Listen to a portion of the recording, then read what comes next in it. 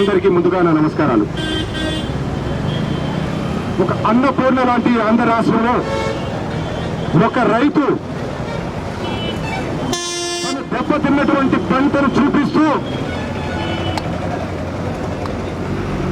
తను ఆత్మహత్య చేసుకున్నటువంటి పరిస్థితి. కారణం,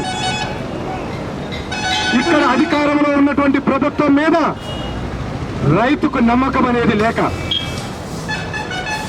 ఇక్కడ ఉన్నటువంటి అధికారుల మీద ఆ రైతుకు విశ్వాసం లేక, నమ్మకం లేకపోవడం, విశ్వాసం లేకపోవడంతో గత్యంతరం లేక ఆ రైతు ఆత్మహత్య చేసుకున్నాడు. ఆ ఒక్క రైతే కాదు, వందలాది మంది రైతులు ఇక్కడ ఉన్నటువంటి పాలకుల మీద నమ్మకం, విశ్వాసం లేక ప్రాణాలు తీసుకున్నటువంటి పరిస్థితి. దానికి అధికారంలో కానీ ప్రతిపక్షంలో కానీ అన్ని రాజకీయ పార్టీలు కూడా రైతుని, ముఖ్యంగా రైతాంగాన్ని, వ్యవసాయాన్ని నిర్లక్ష్యం చేసుకుంటున్నందుకు అందరూ కూడా సిగ్గుతో తలదించుకోవాల్సినటువంటి పరిస్థితి. వీళ్ళ ఆత్మహత్యల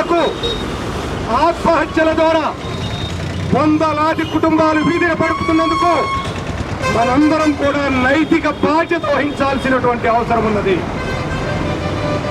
ఇప్పటికైనా సిగ్గు తెచ్చుకొని పాలకులకు ఒకటే చెబుతున్నాం, అన్నపూర్ణ లాంటి ఆంధ్ర రాష్ట్రాన్ని ఎడారి కానివ్వకండి.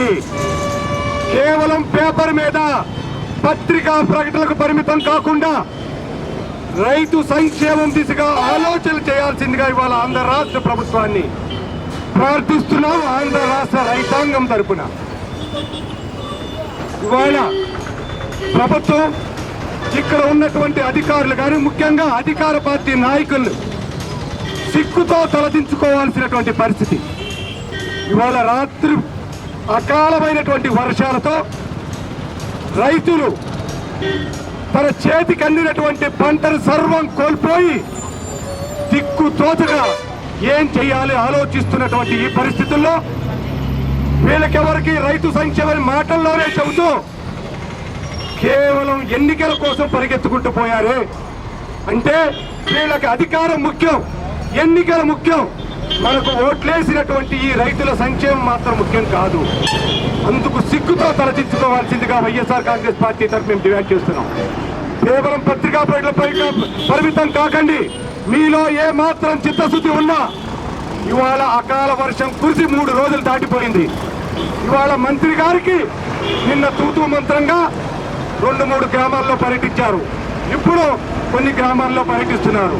నిజంగా మీకు చిత్తశుద్ధి అనేది ఉంటే ఇప్పటికీ కూడా చాలా గ్రామాల్లో రెవెన్యూ అధికారులు కనీసం పరిశీలన కూడా రాలేదంటే వీళ్ళకి వ్యవసాయం మీద, రైతాంగం మీద ఎంత చిత్తశుద్ధి ఉందో ఒక్కసారి ఆలోచించండి.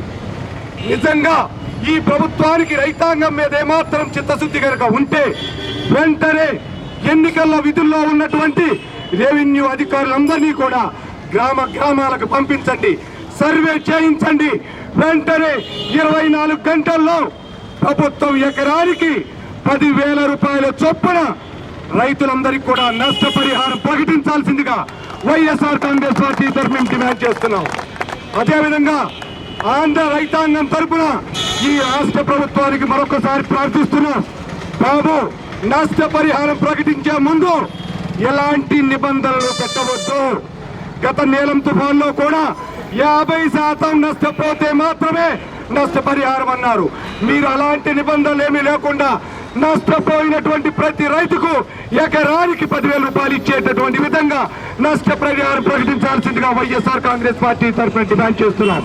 అదేవిధంగా ప్రభుత్వానికి మరొక అప్పీల్ చేస్తున్నాం. వైఎస్ఆర్ కాంగ్రెస్ పార్టీ తరఫున మీరు గతంలో ప్రకటించారు, 1,00,000 రూపాయల లోపు రుణం తీసుకునే వారందరికీ కూడా వడ్డీ మాఫీ చేస్తామని. కానీ బ్యాంకు అధికారులు ఎవరు కూడా వడ్డీ లేకుండా రుణం తీసుకోవడం లేదు.